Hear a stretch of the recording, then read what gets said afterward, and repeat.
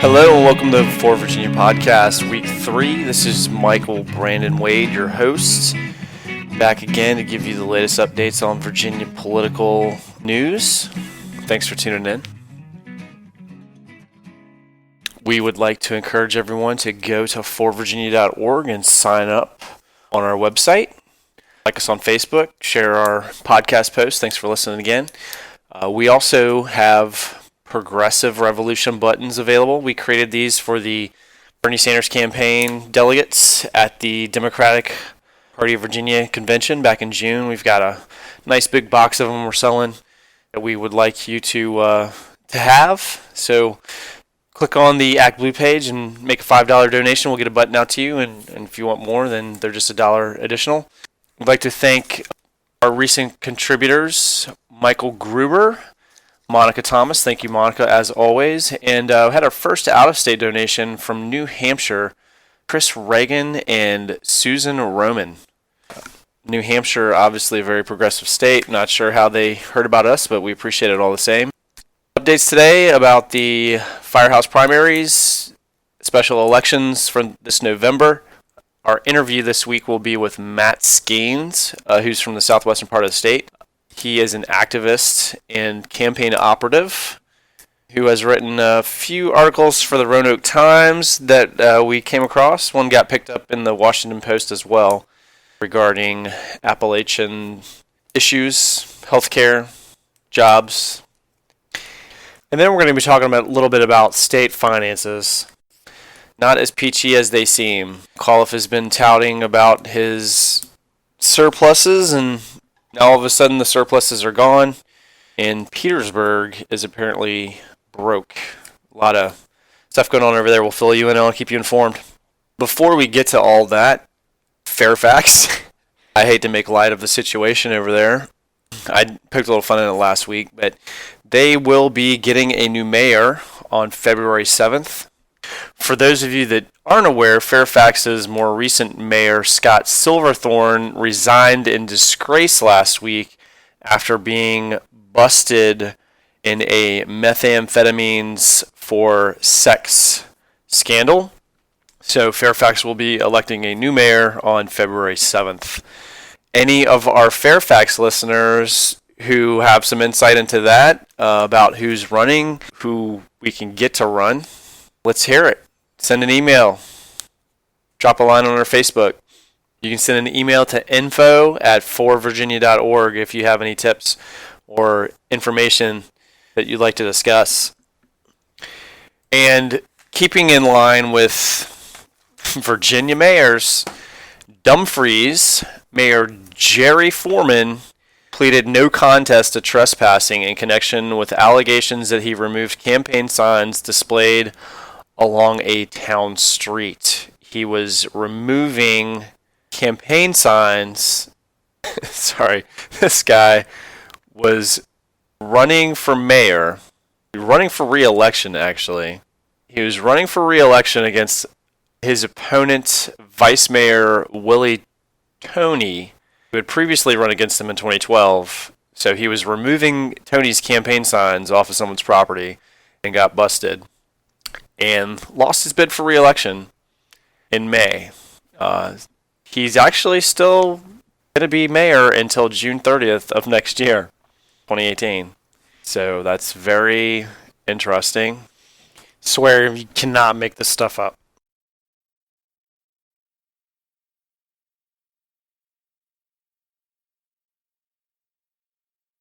So just moving on with regards to special elections that we talked about last week.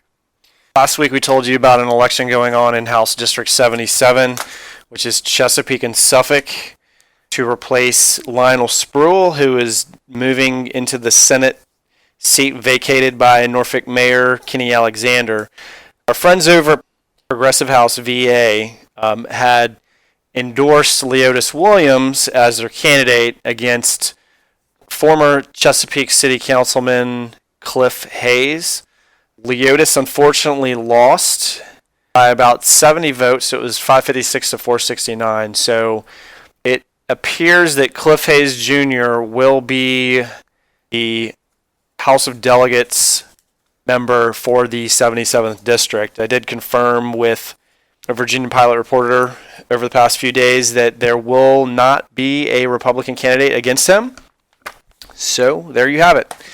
Looks like he will be in the House of Delegates General Assembly for the next session coming up in 2017. In other news, I don't know if we mentioned this or not, Mike Mullen, prosecutor that lives in Newport News, I believe he works in Suffolk, but he lives in Newport News, and he ran for city council last May unsuccessfully. He's the candidate for 93rd House of Delegates seat, which was vacated by Monty Mason, who took the election for late John Miller's Senate seat. So Monty vacated his seat. Mike Mullen is the Democratic candidate. And we now have the Republican candidate, who is Heather Cordasco, who is the former vice chairwoman of the Williamsburg-James City County School Board. So that will be another special election on November 8th, another reason for you guys to get out and vote this fall. She's lived on the peninsula for 23 years, and according to the Daily Press, she is a group fitness instructor and personal trainer. So we'll see how that goes. We're actually going to reach out to Mike Mullen and see if we can get him on the show next week. So Mike, hopefully you'll accept our invitation and tell us why you should be House of Delegates member for the 93rd. There's one other piece of news that I want to get to before the break about Culpeper. There were a couple of articles that came over my radar this week about a Islamic center or mosque that some Muslims would like to build in Culpeper. From Richmond Times-Dispatch, the Islamic Center of Culpeper continues to pursue plans for a new mosque despite the County Board of Supervisors' denial of a permit to provide a bathroom at the site. So apparently they've been trying to get a pump and haul system, temporary pump and haul system. I'm sure you can figure out what that means. And they've been trying to put this Islamic Center at the site, but they can't get the Board of Supervisors to approve the permit for the pump and haul system. Now, the problem with this is that Culpeper officials have approved 18 other requests for a pump and haul system. So, again, to reiterate, officials in Culpeper approved 18 of 19 requests for a pump and haul permit to deal with temporary sewage issues before representatives of an Islamic center sought one too. It was a split vote, to be fair. But apparently the Justice Department has lost an investigation into the matter. I mean, this seems very, they say very suspicious in the Richmond Times-Dispatch article, to say the least. Here in 2016, near ground zero. But here we have, in Virginia, religious discriminations against an Islamic center. I would really, really love to hear the reasoning from the people that voted against it. But if you're in Culpeper, you might want to write your board of supervisors or go to the next county meeting. I mean, this seems like some perfect opportunity for some activism in support of religious freedom in the Commonwealth. And one more thing we want to talk about. We haven't really been covering gubernatorial issues, statewide issues, so far in this program.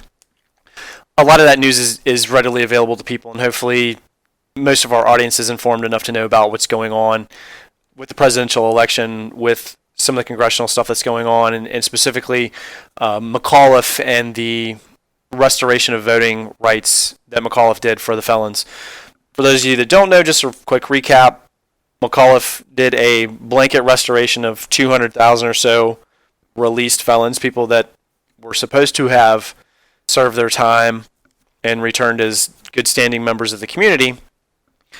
Republicans saw it as a cynical attempt for him to flood the presidential race with likely Democratic voters.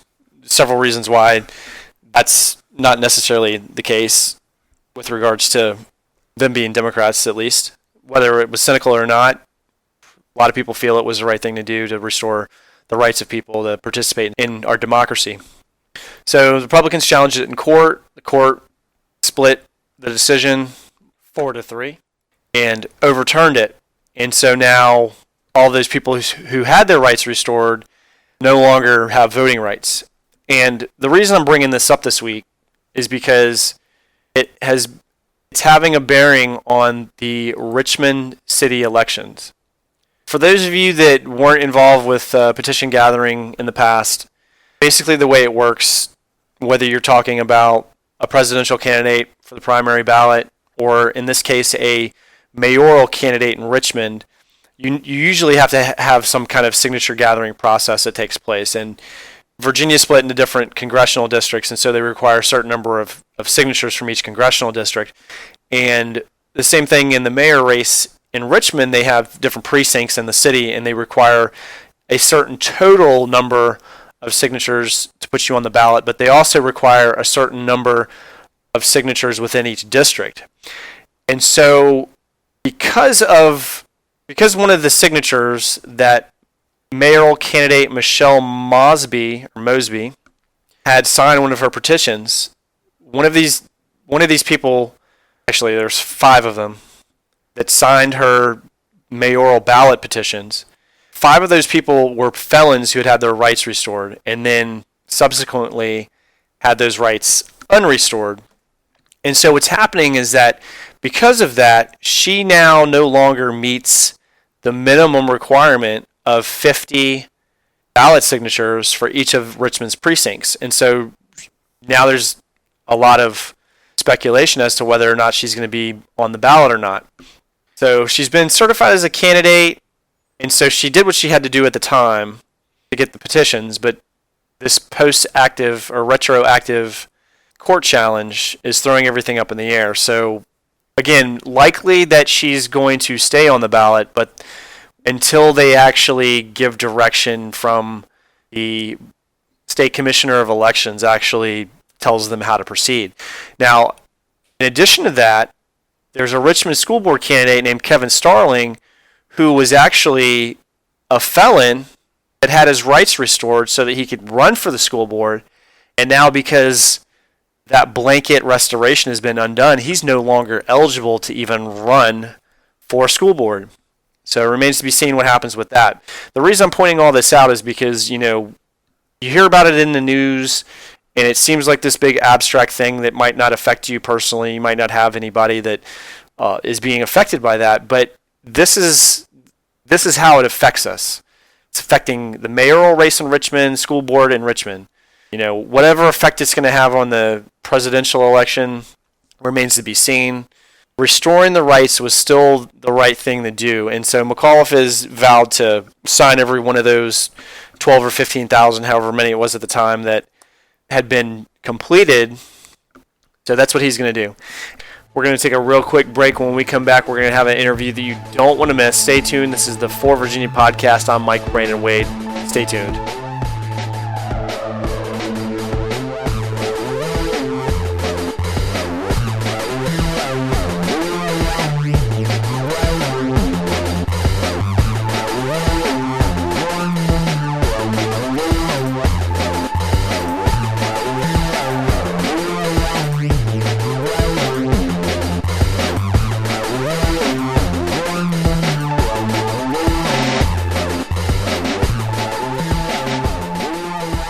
Welcome back to the For Virginia podcast. This is Michael Brandon Wade.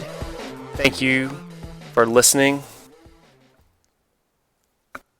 I did an interview earlier today with a young man named Matt Skeens out of southwestern Virginia.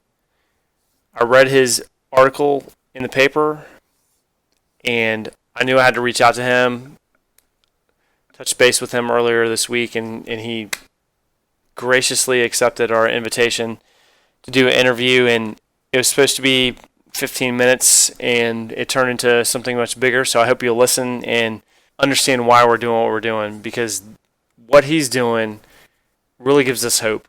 So here you go. We're on the phone with Matt Skeens. Matt lives in Wise, Virginia, which is in the southwestern part of the state, coal country Appalachia. We saw an article, Matt, that you wrote for the Roanoke Times that was, I believe, last week about giving up hope in Appalachia. You want to tell us a little bit about what you wrote? Yeah, it was actually the piece is a follow-up piece. They both of these pieces that I'll mention were written for actually an op-ed for the Washington Post that I gave to the Roanoke Times, so just to get the message out as far as I could. And last year it was really when I wrote that op-ed, which you can find online. This is what denying Medicaid expansion looks like. Yep. And it was sort of explaining where we were at, and we still had a chance to really push through Medicaid expansion, and hopefully, folks, maybe some legislators would read it and really talk about how important it is, especially in this part of Virginia. That didn't happen, of course, in our legislative session, so I wrote a follow-up piece, which was a little bit more depressing. I would have to say I wanted to really relay sort of the situation again that still exists here, because this was the 17th annual RAM event, which is Remote Area Medical, which provides free health care here in the coal fields and actually all across the country. Mm-hmm. So WISE was having their 17th, and of course nothing had changed. Medicaid expansion had come through, which wouldn't fix the problem of these free clinics, but it would definitely take a lot of these folks out of the line and not have to sit in the Virginia sun in mid-July to get seen in a procedure room or exam room that was a month before used as a petting zoo at our district fair. And also just relay really my personal story myself of how I'm fortunate, but I could end up in one of those lines. And I touched on that a little bit last year when I wrote the initial piece, the first piece, and I mentioned my grandfather who had to wait and camp out in his back of a SUV to get seen the next day at our RAM event. And my aunt, who is a single mother of two kids, and she works full time, but she falls within the Medicaid gap, so she's not eligible for it. And she could very much use it. She's a cancer survivor like myself. So I touched on that last year, and this year it was the story I was most comfortable with, and of course knew most about was myself, and how fearful I was that I could end up in a situation like thousands of people, especially in Southwest Virginia, because we have actually 5 clinics usually throughout the year all across this region, not including the ones in eastern Tennessee and eastern Kentucky.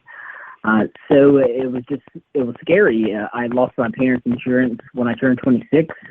My stepfather was he is a coal miner.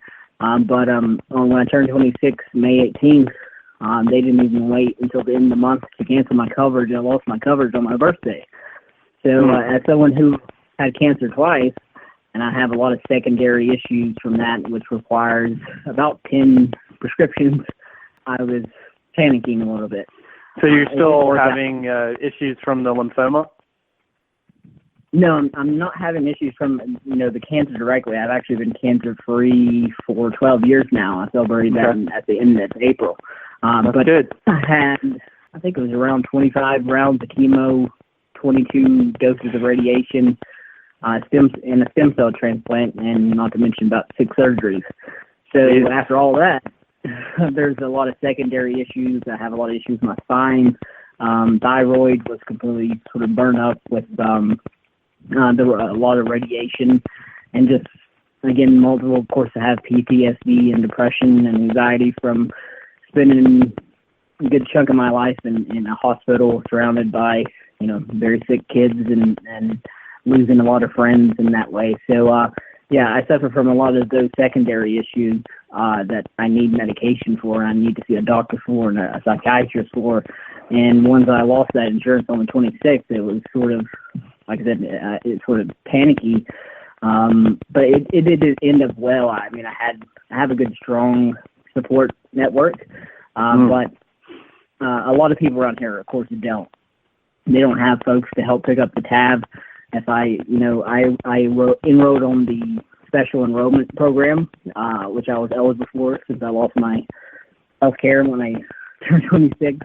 So I was fortunate enough that I had family members to help pick up the cost for that, and I do have insurance today.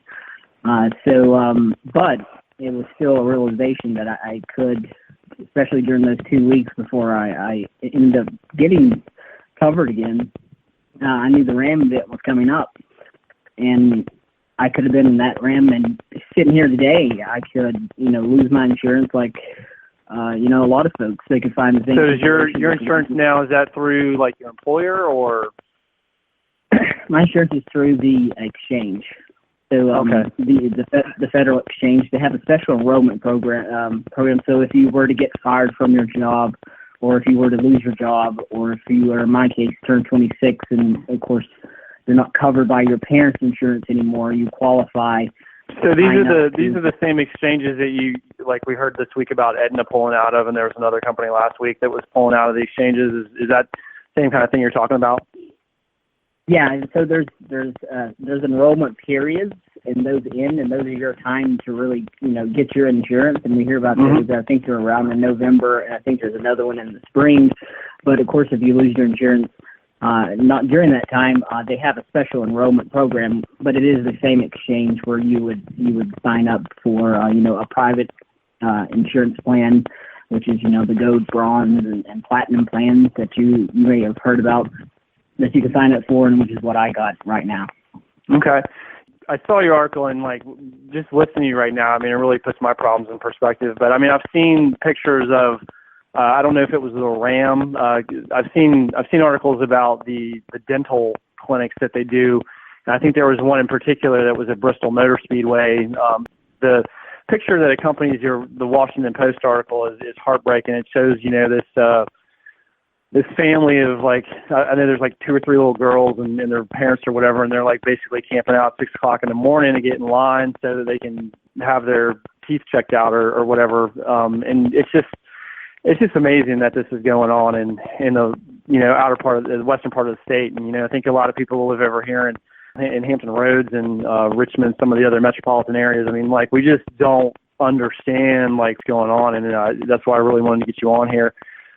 I just want to take a quick break from this interview because it is so long to give everybody a chance to process it. When I was talking to him, like I'm kind of a stoic, cynical person, and honestly, when I was talking to him about that whole situation that he's been through, I was genuinely moved, and that doesn't happen often. I want to give you guys a break before we went to the next part of the interview because we talked for another 15 minutes about coal country, Appalachia, and what's going on with some of the crony capitalism that we see in the state between the coal companies and politicians.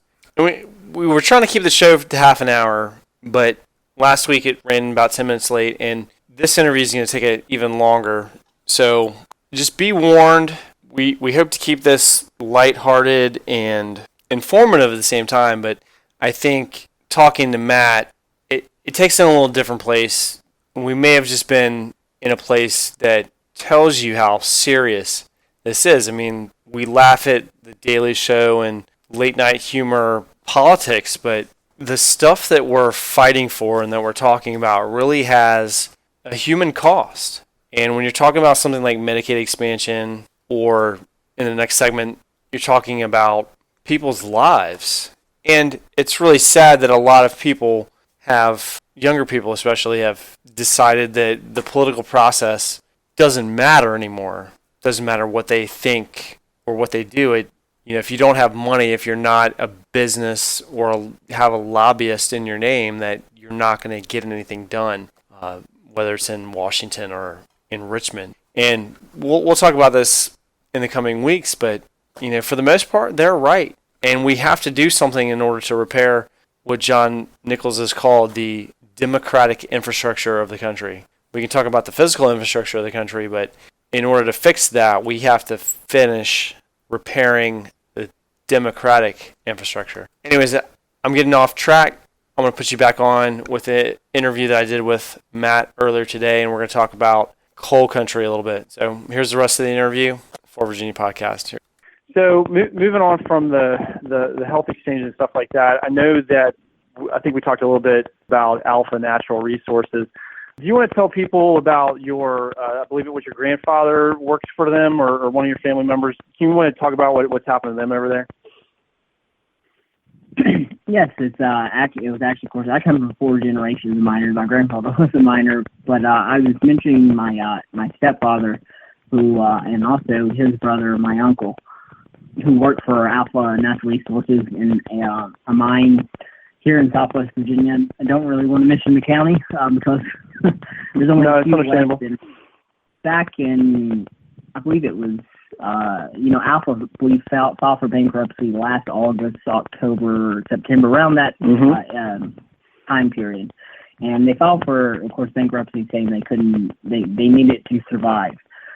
So they started to, of course, liquidate assets and whatnot. But, of course, what comes with that is large layoffs.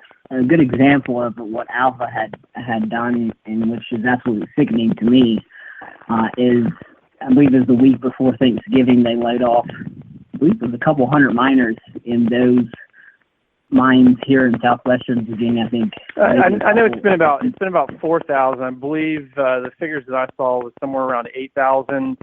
And they've laid off about half of those over the past decade or so that they've been getting tax subsidies from the state of Virginia, the tax subsidies which expired in last year, and they tried to expand it in a 2015 session, and I know Senator Ben Chafin over there was trying to do that and got vetoed by McAuliffe. That's where my knowledge of that stuff comes in. But you're saying your stepfather got laid off as part of that last round in Thanksgiving? No, what I was getting at was, of course, they had already filed for bankruptcy, and they laid off the miners about a week before Thanksgiving. My stepfather was spared in those layoffs. He still has his job now, but my uncle doesn't. So they laid off those miners, like I said, a week before Thanksgiving, and my uncle is a father of 3, and is the sole breadwinner of his family. Not too long after that, I believe it was the first week of December, is when Alpha went back to that same bankruptcy court and asked for, I believe, just under $15 million in bonuses for their top 16 executives. Executive performance bonuses. I want to say it was 11.9 million. Well, that was what they ended up getting. That's what. They asked for more initially. Okay. That's more. Yeah, and they ended up getting that 11.9. And then after, I believe I'm not sure if it was after they got their 11.9 or after they asked for their original amount, they laid off another 100 miners in West Virginia, in Raleigh and Boone counties, which are very poor, again, near counties down here in Southwest Virginia. So it's just an example of course, it's not, they didn't have to lay off these miners for any type of market forces, or something they had to do. They just wanted to protect their profits, protect their bonuses, and they got pretty hefty bonuses. Mr. Crutchfield, who is I believe the CEO, he still gets a hefty bonus. I believe he's gotten around $8 million, give or take $1 million or two, since 2011. Since 2011, and of course that's the same year they actually purchased Mackey Mine for, I believe it was around $7 billion.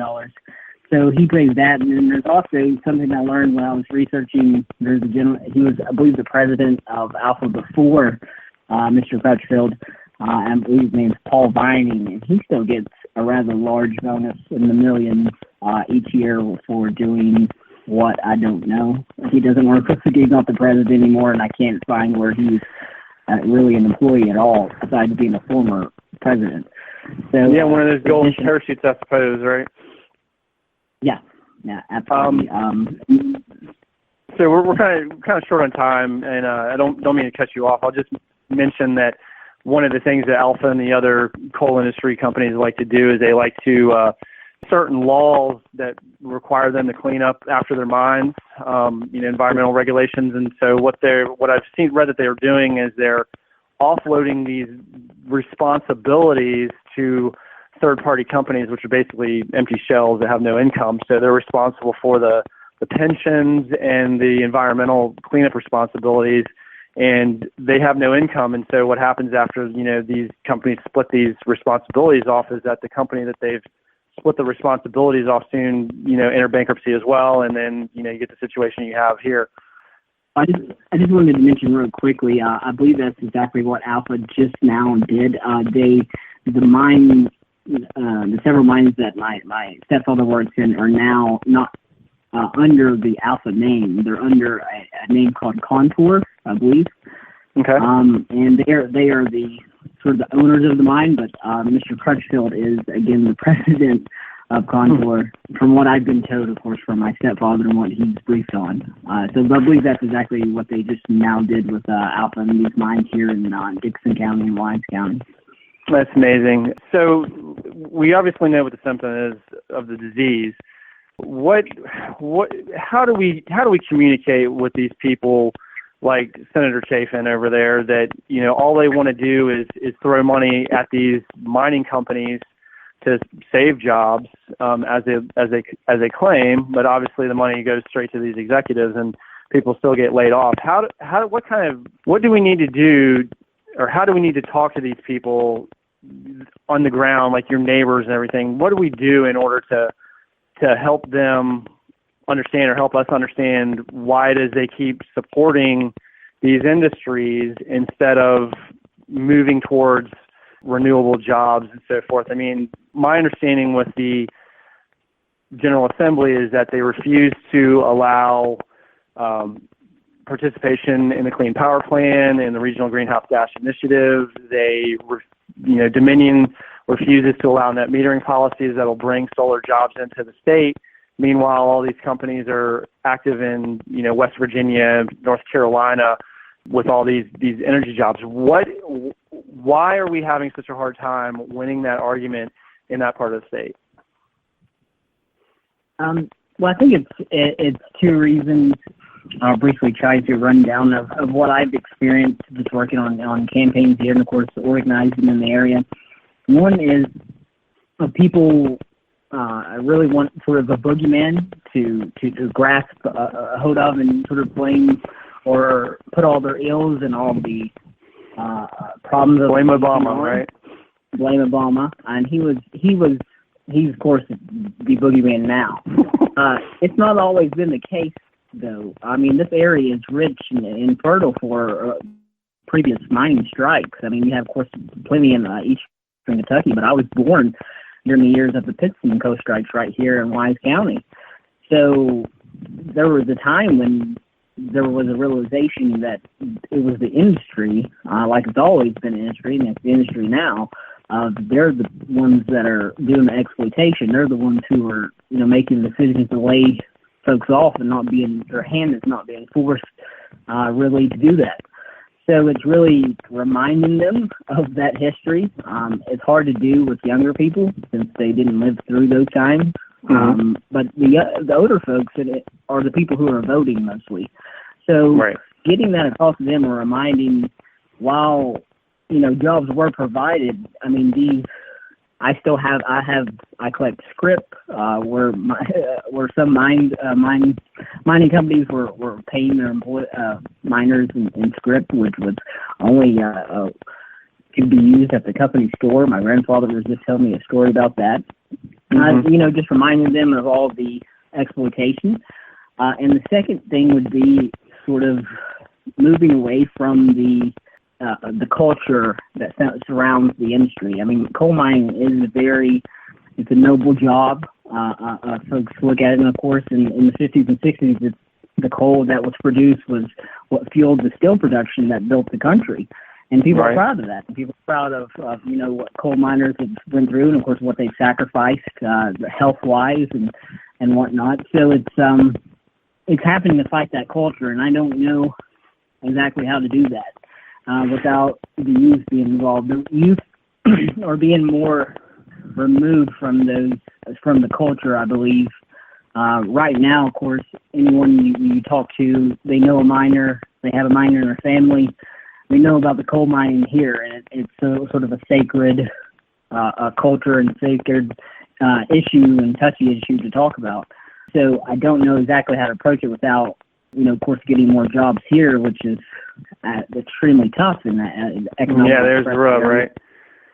And then you have the leaders, the politicians who the responsibility is to bring those jobs in, but it won't because it hurts their check. As or you mentioned Ben Chafin, but of course Senator Carrico is the other senator here, and his number one donor is Alpha Natural Resources. Yeah, I pulled the figures on that. I believe since VPAP's been keeping records, which I believe is 2003, I think they've spent several $1 million on candidates in the area. And I know Senator Chafin himself has received over almost $13,000 from Alpha directly. The question I wanted to ask is, you've been active as an activist in the area with this issue. Is there any chance of you getting involved in one of these elections coming up? Well, it's funny that I should ask that. If you had asked me that probably this time last year, I would have said absolutely not. I've never been really interested in running for office. I've always enjoyed working for campaigns, but it was just so I can't stand seeing these delegates and these senators run unopposed and not face any type of sort of maybe backlash, I guess you could phrase it, or any type of... Or any opposition at all. I mean, a lot of these people are run unopposed every year after year, or cycle after cycle, rather. So, yes, recently I have thought about that, and I'm going to probably announce at our Acres of Democrats meeting, or maybe a little later on, that I'll be running for the 4th House District, which is Todd Pillen's district. Excellent. And I've already have the campaign committee set up through the Virginia Board of Elections website. All right. Is there anything else? What can we do to help move this issue forward? I mean, petitioning our local delegates. I mean, helping you guys throw the bums out, so to speak. Is there any other organizations, charities that you'd like to see us support, or that we can do, or our listeners can do, in order to help you with your activism?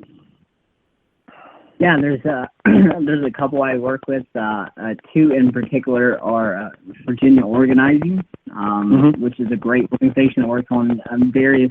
They don't work directly. They work directly with lobby and, of course, politicians for their issues, and they work on a vast array of issues. And they're nonpartisan too. I'll mention as well, right? They're nonpartisan as well. And then there's also a wonderful group that I'm a part of, and I've been a part of for a few years now, called the STAY Project, which is STAY is an acronym for Stay Together Appalachian Youth. And we do some work here. It's really a coalition of folks in West Virginia, North Carolina, Virginia, Tennessee, and Kentucky. And we were just meeting just earlier this year at the Hollander Center in Tennessee for our SEAL Summit, which was supporting emerging Appalachian leadership. So, we do a lot of work, trying to get young folks involved in these issues, and maybe they decide to run for office, but definitely tackle the issues that we face here in Appalachia. So those are the two big ones that I love and work with quite a bit. All right, Matt. Look forward to helping you out as any way we can, and again, thanks for sharing your story. No problem at all. Thanks for having me.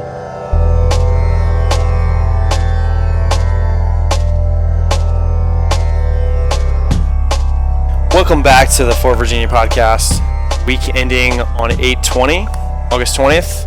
I'm Michael Brandon Wade. Welcome back. Thank you for listening. You just heard the interview with Matt Skeens, and I don't know if you were affected like I was affected when I was talking to him on the phone. It's been a while since I've heard a story like that, and I'm glad that I could help get his message out there, and I hope that we can help him and the rest of the state. I wanted to draw the distinction between the Medicaid expansion and, for lack of a better term, the crony capitalism with the coal companies out there. I've written a series of articles on Medium.com about the coal tax subsidies that were given to companies like Alpha Energy, $600 and something million over the past 20 years in order to save coal jobs that never went anywhere. But I think it's so strange that the argument that you always hear about Medicaid expansion is that the state can't afford it. A lot of conservative Republicans like to trot out these figures every year that show that Medicaid costs in states that expanded are higher than what they anticipated. And what they never tell you is that the costs in states that didn't expand are even higher. And they always make it seem like it's this cost that we can't afford. But on the flip side of that, there's so much waste. And the US 460 project is probably one of the best examples of this. For those of you that don't know, to get from southeastern Virginia to Richmond and beyond, there's basically 64 west, and you could take 10 if you wanted to, but stoplights the whole way, 45 miles an hour, you get the picture. So there was a project to build an expansion. I want to say it's from Emporia to Petersburg or something like that. You know, we're not talking a long stretch of highway, 100 miles maybe, that blasts through these wetlands and stuff like that. I mean, we're going back a little bit now. We're going back 2 or 3 years now. And the state spent millions of dollars on this 460 expansion project, and nothing ever came of it. They're still planning, and things are still happening. I have a little bit of personal insight into this because the company that I work for, we're an IT service provider, and so we had the opportunity to make bids on some of the requisitions that were offered, and I'll tell you what, they spared no expense. These buildings, and we're not talking about anything actually related to the project other than the companies that were managing the project, and they spared no expense on computer hardware, conference room, office furnishings, that sort of thing. I mean, we went in there to build out a conference room, and it was like everything. And it was just amazing how much money they were throwing at this. So 460 Mobility Partners, which is the company that I was involved with, were basically contracted out to build this 55-mile project from Suffolk to Petersburg. It was supposed to cost $1.4 billion. It was all started by Bob McDonald. The U.S. Army Corps of Engineers refused to issue a construction permit, saying too many wetlands would be affected, and then basically everything just fell apart. So in the meantime, all this money was being spent left and right like it was going to happen, and it never did. And so what eventually happened was that the state spent $290 million on the project that went to this contractor that basically just went crazy with it.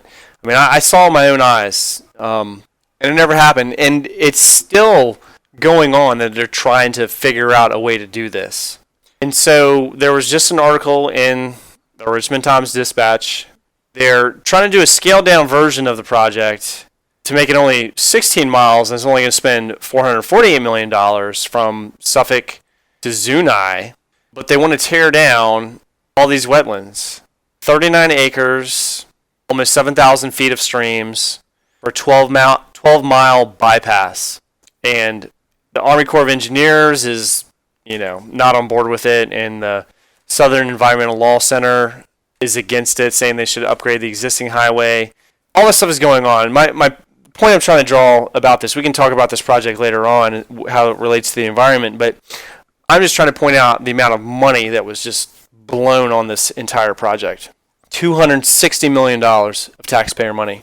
One of my other pet projects, which is marijuana legalization. When I ran the figures 2 years ago, it was about $160 million a year that the state spent on marijuana prohibition and enforcement. So what that means is that they're spending that much money to arrest, prosecute, and incarcerate or put people on probation or whatever. $156 million a year. The last time I looked at this, they made more than that in profits from ABC stores. So while the state is profiting off of alcohol sales, they're spending just as much money locking people up for pot. Meanwhile, states like Colorado, Oregon, Washington are making money, so much money that they have to refund it back to the taxpayers. And we can debate the morality of marijuana legalization versus mass incarceration related to the drug war later on, but the fact still stands. 156 million, 160 million a year spent on that. Meanwhile, PolitiFact's estimation of the cost of Virginia's Medicaid expansion, gross cost is $324 million. Net cost after the savings, either from the money that the federal government gives back or the reduction in preventive care versus emergency care, be $3.1 million. Remember that anytime you hear anyone argue that we can't afford Medicaid expansion in the state of Virginia. $3.1 million. That's out in 2022, 6 years from now. Think about Matt's interview and what he talked about today. I just can't even. How do you justify that if you're a legislator voting against that? How do you do that? We have to do something about it. Moving on, with regards to state finances, US 460, marijuana prohibition, Medicaid expansion, all that good stuff. I want to talk about Petersburg. It's kind of apropos talking about the 460 expansion. But apparently, Petersburg is broke. No joke. They are so broke, they are going to have to shut down city services. Took me a minute to find the article. Here we go. Petersburg faces shutdown of city vehicle servicing, some fire gear repossessed. The company that maintained their city vehicles was owed $680,000 and is basically, well, that was back in June. Now it's $1.1 million, and they're terminating services. So this is after some of their fire gear for the fire department was repossessed. Can't make this stuff up. So I'm not sure how all this happened or what the cause of it, but there was a very contentious city council meeting earlier where the Petersburg mayor Howard Myers, basically called out his critics as racist and, quote, Republican supporters. Petersburg has nearly $19 million in unpaid bills and is expected to run a $12 million deficit this fiscal year. This is after the city manager was fired in March.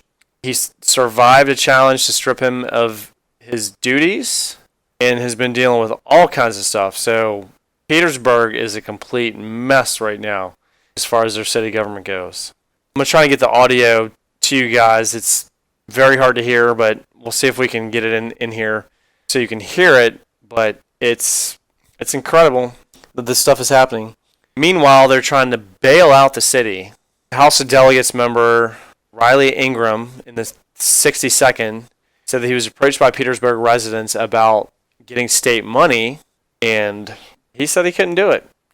He said, quote, "In my opinion, it would be a big mistake for the state to get involved. You've got to live within your budget and live within your means." So there you go. And there you go. I wish I had better news for you today. Sorry, I'm being a downer. I wish I had better news for you. I think I picked all the depressing stuff for this week. Chesterfield County's got a new bottling plant coming in. It's going to destroy 10 acres of wetlands, 63 jobs, 60 or 70 jobs. We beat Maryland out for the opportunity to destroy our environment. It only cost McAuliffe $550,000 in incentives to get them here. Most of it's going to be automated and, 70 jobs. I guess if you live in Chesterfield, that's a lot. But it seems unsustainable. I kind of want to go back to talking about Fairfax and Dumfries mayors. At least we can laugh at that. While I'm on this rant, I remember one of the reasons I wanted to put this together. McAuliffe is making plans to help the Redskins build a new stadium in Virginia. And John Oliver did a really great piece on this a while back, not with regards to the Redskins, but to other football teams. And Barton Hinkle in the Richmond Times-Dispatch wrote an op-ed this week saying not one red cent of public funds for the Redskins.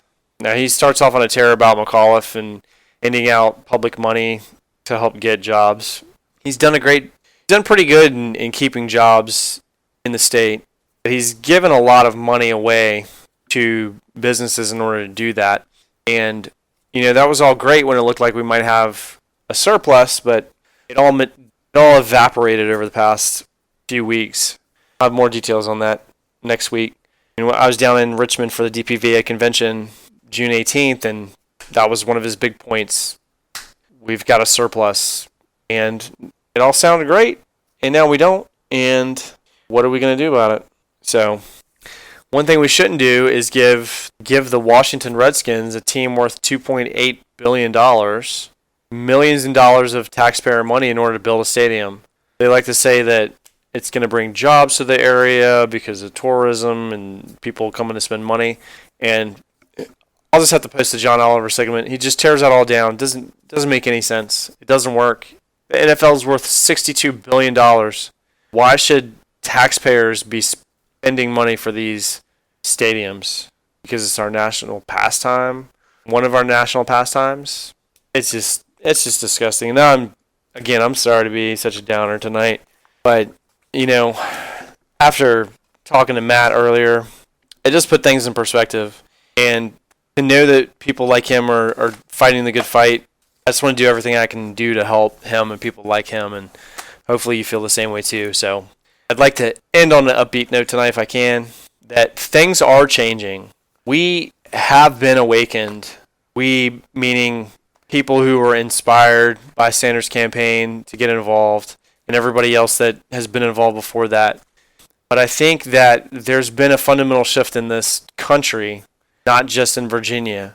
I haven't talked a lot about it because we try to focus on local politics, but obviously I can't ignore the larger trend of what's going on in the country right now, and maybe part of it is a cop-out to avoid the arguments of all the Sanders supporters who are going to vote for Hillary versus all the Sanders supporters who will never do that and are voting for Johnson or Jill, or I don't know any, but some of them are voting for Trump.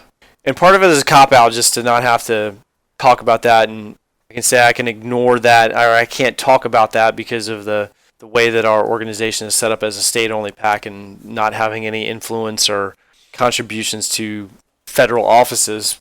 But I can't ignore it tonight. So I've said this to many people on social media, is that what we saw between the two conventions was the four horsemen of the apocalypse at the RNC convention, darkness incarnate, if you will.